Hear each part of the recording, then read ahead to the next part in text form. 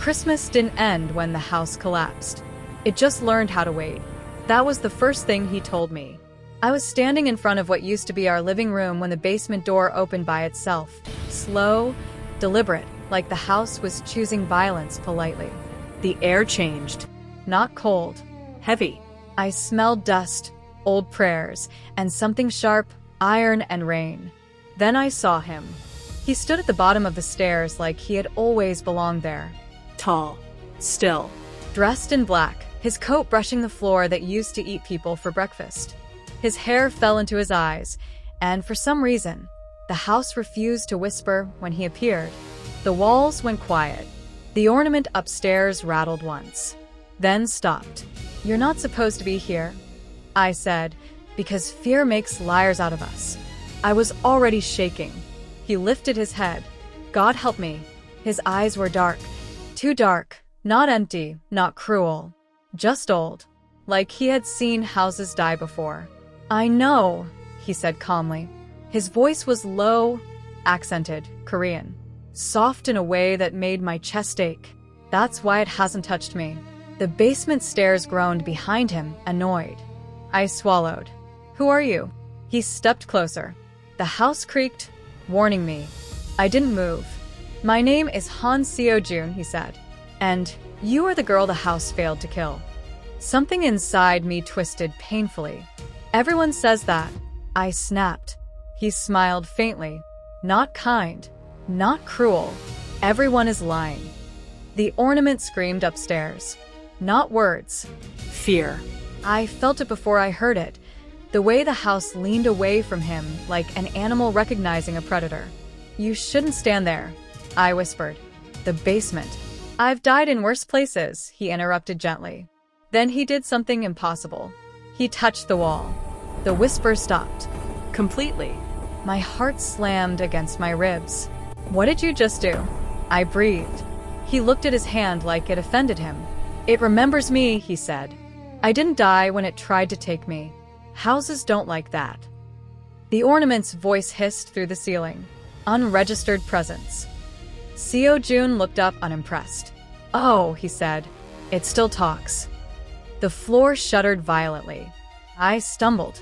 He caught me. Just like that, 1 second I was falling, the next I was pressed against him, his arm firm around my waist, his body warm in a way that didn't make sense. The house screamed. Not out loud. Inside my skull. "Let go of her," the ornament roared. Seo-jun didn't. His grip tightened slightly, possessive, controlled. "No," he said calmly. "You don't own her." My breath hitched. "You shouldn't touch me," I whispered, though I didn't move away.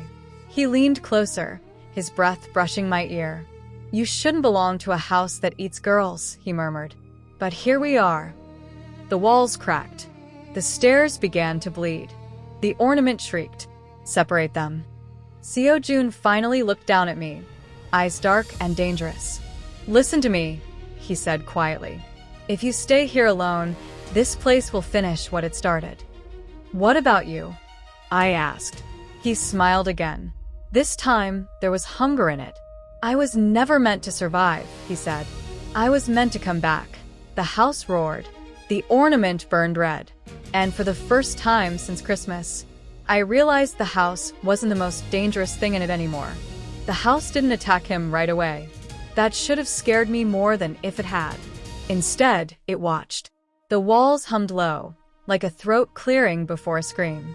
The ornament upstairs rattled softly, not angry, calculating. Seo-jun released me slowly, deliberately, like he was proving a point. "See," he said quietly. "It's thinking." I backed away a step. Thinking about what? How to make you let go of me. The basement stairs groaned. The door slammed shut behind him. Not behind us. Behind him. The house had chosen. Seo-jun glanced at the sealed door and smiled faintly. "Rude," he muttered. My pulse spiked. "It locked you in." "Yes," he agreed. "And no." He turned back to me. "It can't trap what doesn't belong to it."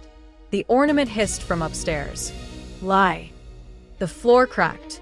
A mirror slid out of the wall across from me, full length, old, warped. I saw myself in it. But I wasn't alone. Someone stood behind my reflection. My mother. Her face was pale, eyes hollow.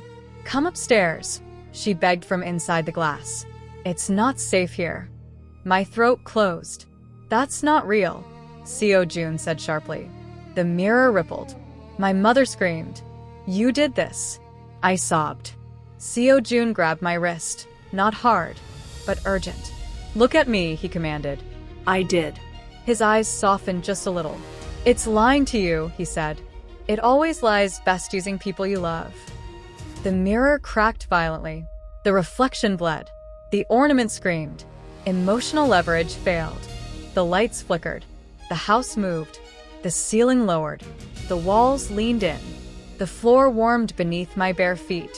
It was trying to crush us together. Seo Jun laughed under his breath. "You're desperate," he said to the house. "That's new." I whispered. "Why does it hate you?" He went still. The house froze too. Slowly, Seo Jun reached into his coat. When he pulled his hand out, it was bleeding. Black. It dripped onto the floor. The house recoiled instantly. The ornament screamed, sharp and terrified. Contamination. Seo Jun wiped the blood on his palm like it didn't hurt. "It tried to eat me once," he said quietly. "I let it." My chest tightened. "What happened?"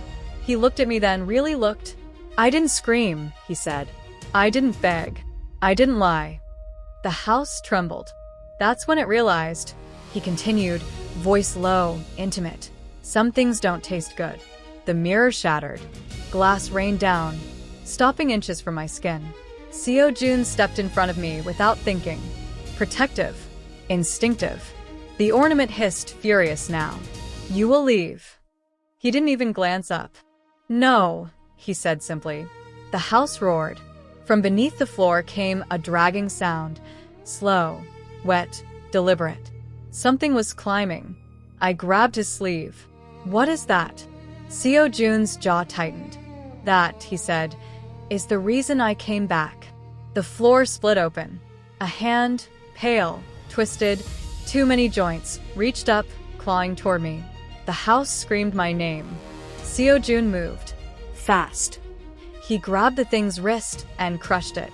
The bones snapped like dry sticks. The house howled. The ornament shrieked. Seo Jun turned to me. Eyes burning now, not cold, not calm. Possessive. "You see," he said softly, "it doesn't want me dead." The hand withdrew, broken. The floor sealed itself. The house panted. The ornament went quiet. Seo Jun stepped closer. "So now," he murmured, tilting my chin up gently, "you have to decide something." My breath hitched. "What?" He leaned in, voice brushing my lips. "Are you afraid of the house?" he whispered. "Or are you afraid of me?" And for the first time, I didn't know the answer. The house didn't sleep that night. Neither did I. It stayed awake the way predators do, quiet, patient, waiting for weakness. Seo Jun sat on the floor with his back against the wall, one knee bent, coat discarded beside him like he planned to stay a while. The flickering light made shadows cling to his face in the wrong places. Too sharp, too beautiful, too dangerous. "You didn't answer me," he said quietly. I hugged my knees to my chest. "About what?" He looked at me then, fully. "Which one scares you more?" The house creaked. I swallowed. "You." He smiled, not offended. Almost relieved. "Good," he said. "That means you're still thinking." Silence stretched. Then the house tried again. The air thickened, sweet and wrong. The smell of burnt sugar and old incense filled the room. My childhood church. My baptism day. The day my mother said I belonged to God. A door appeared where there hadn't been one. White. Clean. Safe. The ornament's voice softened, coaxing. "You can leave. Leave him. He is not for you." My feet moved without permission. Seo Jun stood instantly. "No," he snapped. His voice wasn't calm now. It was command. The house froze. He grabbed my wrist harder this time. "Do not walk toward doors that promise safety," he said, eyes darkening. "They're always lying." I shook. "It feels real." "Of course it does," he said bitterly. That's how it almost got me. I stared at him. What do you mean? The house held its breath. Seo Jun hesitated. Then slowly he rolled up his sleeve. There were symbols carved into his skin. Old. Precise. Korean. Not scars. Marks. The house whimpered. I was human once, he said quietly. I love someone in a house like this. My chest tightened. She chose the house, he continued. Thought obedience would save her. The door across the room creaked open wider. She begged me to leave, he said, voice cracking just slightly. And when I didn't, he looked away. They fed me to it. The room shook violently. The ornament screamed. Error. Memory breach. Seo Jun laughed darkly. It tried to digest me, turn me into a story. His gaze snapped back to mine. But I loved her too much to disappear. The white door slammed shut. The house groaned in pain. You became this, I whispered. He shook his head. No, he said. I became free. The lights flickered wildly. The ornament roared. Attachment detected. Seo Jun stepped closer to me. You feel it, don't you? He murmured. The pull. I did. Every time he was near, the house felt confused. Angry. Jealous. I shouldn't want you, I said. His hand hovered near my waist, not touching. Wanting me will ruin things, he agreed softly. For both of us. The house screamed. Something crashed upstairs. The walls bled again. Seo Jun finally touched me, just his forehead against mine. The contact sent a shock through the room. The house reeled. I will not be your savior, he whispered. I will not be gentle. My breath hitched. I don't need gentle, I said. That was when the house made its mistake. It showed me a vision. Me alive. Happy. Far away. But Seo Jun was dead. Burned. Gone. I screamed. Seo Jun pulled back sharply. What did it show you? I shook my head, tears spilling. It wants you dead, I whispered. He smiled sadly. It always does. The ornament hissed eagerly. Trade available. Seo Jun cupped my face, thumbs brushing my tears. Listen to me, he said. If it offers my life for your safety, I won't take it. His jaw tightened. You might, he said softly, when it hurts enough. The house hummed, pleased. Seo Jun leaned in, lips brushing my ear. If that moment comes, he whispered, lie. The lights went out, and somewhere deep beneath the house, a door unlocked itself. The lights didn't come back on. The darkness felt intentional, thick, breathing, aware of where my skin ended and the house began. Seo Jun's hand found mine immediately. Not gentle, certain. The house hissed. Contact not permitted. I squeezed his fingers harder. Too late, I whispered. Something slammed into the walls upstairs. The ornament's glow bled through the ceiling, pulsing like a furious heartbeat. Seo Jun leaned close. It opened the lower door, he murmured. That means it's running out of tricks. My pulse stuttered. Or it's desperate. His mouth curved slightly. Same thing. The floor vibrated. Footsteps echoed, slow, dragging, wet. Not human. The house whispered my name in my mother's voice. I flinched. Seo Jun growled low in his throat. No, he warned the house. Not her voice. The footsteps stopped. The silence after was worse. Then the thing stepped into view. It wore the shape of a man. Too tall, joints bending the wrong way, skin stretched thin like paper over bones. Its face kept changing. My uncle, the old priest, a neighbor who died years ago. None of them stuck. It is becoming, the ornament crooned. The thing smiled. Come with me, it said in my voice. I gagged. Seo Jun moved instantly. He stepped in front of me, shoulders squared, something ancient waking behind his eyes. No, he said quietly. You don't get to wear her. The thing lunged. The house screamed. Seo Jun met it halfway. The impact threw furniture across the room. The walls cracked as they collided, shadows exploding outward like smoke. I watched in horror and awe as Seo Jun slammed the thing into the floor. It shrieked, "Hi, animal, wrong. You can't kill me," it laughed. She belongs to the house. Seo Jun's voice dropped to something lethal. She doesn't belong to anyone. The house roared. The ornament shattered upstairs. Glass rained down. The house felt it. Pain. Jealous, furious pain. The thing convulsed beneath Seo Jun, its face melting, reforming, until it finally stopped trying to look human. I was made for her. It gurgled. Seo Jun crushed its throat. You were made to scare her, he said coldly. And you failed. The thing dissolved into black ash. The house howled like it was dying. I collapsed to my knees. Seo Jun turned instantly, dropping beside me. Are you hurt? He asked, hands scanning me like he expected wounds to appear. I shook my head, breath shaking. He exhaled slowly. Relief. Then something shifted between us. The house went quiet. Too quiet. Attachment confirmed. The house whispered. Voice fractured. Correction required. The walls began to close in. The temperature plummeted. Ice crept across the floor, crawling toward my feet. Seo Jun swore softly in Korean. It's going to punish you, he said. For what? He looked at me. For choosing me. The house screamed. You will pay. The floor dropped out from beneath us. We fell into darkness.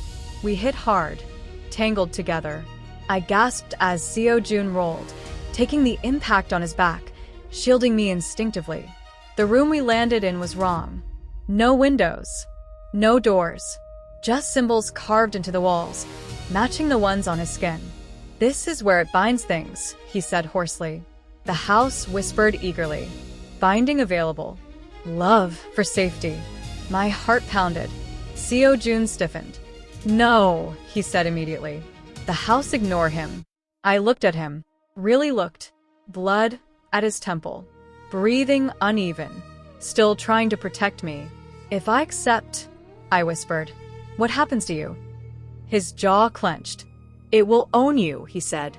And it will kill me slowly. The house purred. I stepped closer to him. And if I refuse? He met my eyes. It will try to break you until you beg. The symbols on the wall began to glow. The room tightened. I reached up, cupped his face. He froze. You told me to lie, I whispered. His breath hitched. I kissed him. The moment our lips met, the room exploded with light. The house screamed. The symbols shattered. Something snapped. Deep, structural, irreversible. Seo Jun pulled me closer instinctively, kissing me back like it was war. The house howled in agony. Binding failed. The walls cracked open. The floor split. The house shook violently, like it was collapsing from the inside. Seo Jun rested his forehead against mine, breath ragged.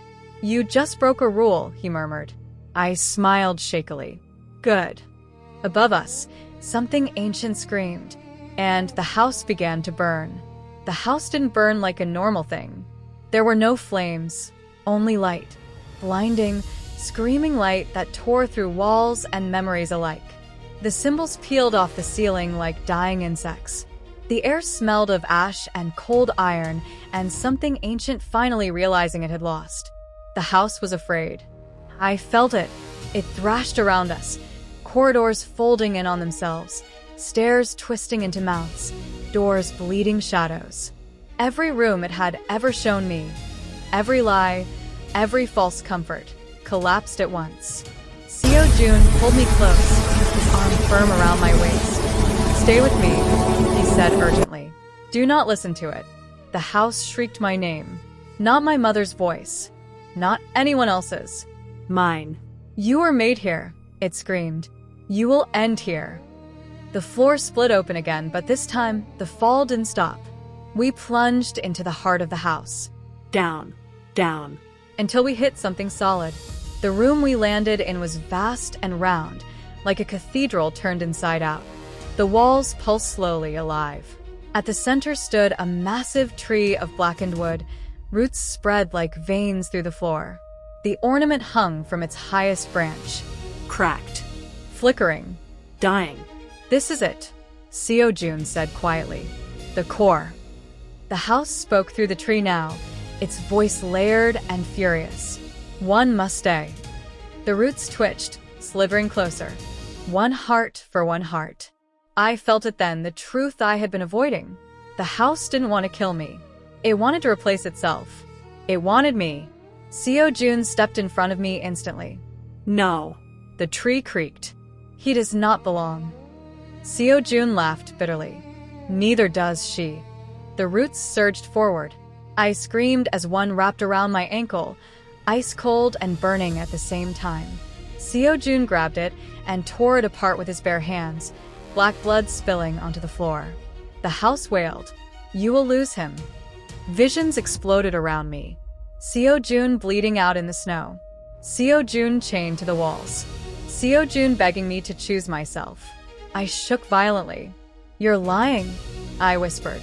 The house softened its tone. "You will live." Seo Jun turned to me, eyes blazing. "Do not listen," he said fiercely. "It cannot imagine love without ownership." The ornament flickered violently. "Final offer," the house said. "Her life. His end." Silence swallowed the room. Seo Jun went still. Slowly. He reached for my hands and pressed his forehead to mine. "If you take it," he said softly, "I won't hate you." Tears streamed down my face. "I refuse," I said. The house screamed. "You will regret." I stepped forward, ripping myself free of Seo Jun's grip. "No," I said, voice shaking but loud. "You will." The house froze. I walked to the tree. Seo Jun shouted my name. I grabbed the ornament. Pain exploded through me. Memories, screams, centuries of trapped souls trying to crawl inside my chest. The house roared. "You cannot hold me." "I'm not holding you," I sobbed. "I'm ending you." I crushed the ornament. The sound it made wasn't glass. It was a scream. The tree split down the middle. Roots withered instantly. The walls began to rot, peeling away into nothingness. The house convulsed violently. Seo Jun ran to me, catching me as my knees gave out. The house whispered weakly now, "You will be alone." Seo Jun wrapped his arms around me. Tight, protective, real. "No," he said calmly. "She won't." The core collapsed. Light swallowed everything. When I woke up, I was outside. Morning sun. Snow melting. The house gone. Nothing left but a crater and silence. Seo Jun lay beside me, unconscious. I panicked until he stirred. His eyes opened slowly. Human. Warm. Alive. "You stayed," he murmured. I laughed through tears. "So did you." He touched his arm, staring at the fading symbols. "They're gone," he whispered. I leaned into him. "So is the house." He looked at me, really looked at me, and smiled in a way that wasn't haunted. "I think," he said softly, "it was afraid of what we could become." I rested my head on his shoulder. "Good." We walked away together. And behind us, nothing followed. No whispers. No shadows. No house. Just two people who refused to be owned. Spring came without asking permission. The land where the house once stood stayed empty. No grass, no flowers, no memory brave enough to grow there. People avoided it instinctively, like their bodies remembered something their minds had forgotten. We didn't go back. Seo Jun learned how to sleep again. Real sleep. The kind without screaming or shadows. Sometimes he still woke up tense, hand reaching for something that wasn't there anymore. I was always there. The scars faded. The symbols never returned. Love, I learned, didn't look like safety. It looked like choice. Every day, on quiet nights, when the wind pressed against the windows just right, I'd swear I heard a faint whisper. Not a warning, not a threat, just a house remembering it lost. Seo Jun would pull me closer and murmur, "It can't touch us." And he was right. Some things don't survive love. Some things never recover from being refused. And some stories finally end